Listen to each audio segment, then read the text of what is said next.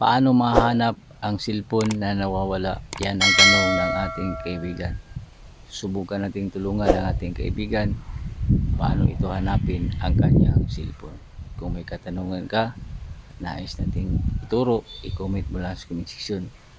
Subukan natin gawa ng tutorial ko. Kung bago ka pa lang, click ang palang button sa tabi ng pangalan ko para lang updated sa mga bago nating video. Tara, let's go. Ganito ang gawin mo kaibigan. Pag nakapunta ka sa ibang phone, ay hanapin mo lang ang Chrome ng yung cellphone na bago kasi nga nawawala ang yung cellphone.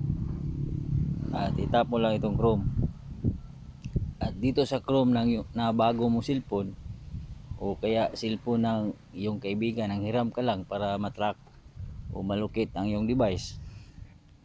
Search mo lang dito ang Find My Device. To Find My Device. Pag nakita mo, itap lang. At dito, mamili ka. Find my phone. Yan. Pwede ka rin mag-download ng Google Find My Device. Install mo lang to. And kailangan mo lang mag-sign in dito. Yung Google na ginagamit mo doon sa cellphone at saka yung password. Kailangan naalala mo ang Gmail password ng iyong cellphone. Okay? Then itap mo lang itong Find My Device. At dito, mamili ka. Ang una, find lock, erase or play sound any loose Android device. Locate your Android device and lock until you get it back. Then mag-sign in ka lang dito. At una nating tuturo ay ito. Lock your lost or stolen Android device without signing in. Then continue lang natin to. At dito, pwede mo ilagay yung phone number kung sakaling hindi kinuha yung SIM number doon sa cellphone na nawawala. Kung sakali andun pa yung SIM number sa cellphone, at ilagay mo lang yung SIM number dito. At ang sabi pa dito, your device is remote lock, kasi bago ang update ng Google ay pwede mo siya malock dahil nga ang lahat ng mga Gmail ngayon ay may mga authentication number na kung saan doon sinisend ni Gmail ang mga code para hindi talaga ma-hack. So pag nilagay mo ang number dito na andun sa iyong phone na nawawala, ay ganito ang mangyayari. Pwede mo tong i-lock ang device. Pag natap mo itong lock, hindi na nila magagamit yung cellphone. Okay? Pwera na lang kung yung technician magaling, makukuha pa rin nila. Pero kung hindi, malock talaga ang device. At ang pangalawa, dito sa sign in,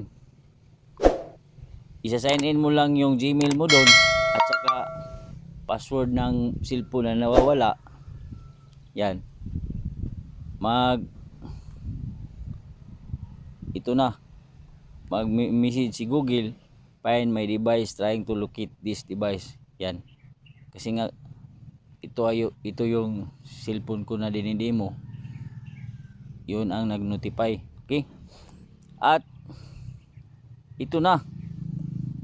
Kung ang cellphone mo ay ganito, lalabas dito ang cellphone mong nawawala. At itatap mo lang yan. Yan. Magkukontak yan doon sa device kung saan nawawala, kung sakaling naka-on ito. At hindi ito gagana ha pag hindi naka-on ang cellphone. Paunawa lang. Gagana lang ito pag naka-on ito sa, kunwari may nakakita. Gagana lang ito. Then pwede mo ito patunugin. Ito, play sound. Yan.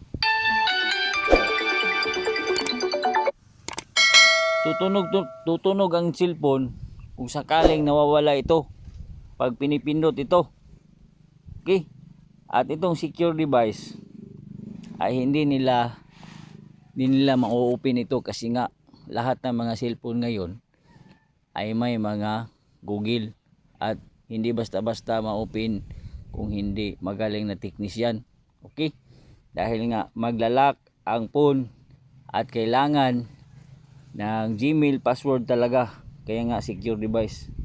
At dito pag tinatap mo itong factory reset device, yung kabuuhang memory ng cellphone ay mawawala. Magre-reset siya going to zero. At lahat ng mga files mo doon sa phone ay safety at secure talaga. So ganun lang kaibigan, matrack at mahanap ang ating mga cellphone. Pwedeng panginabang nga nila, pwede ring hindi. Kung gusto mo din na cellphone na patas lang, walang makinabang, ay gawin mo to.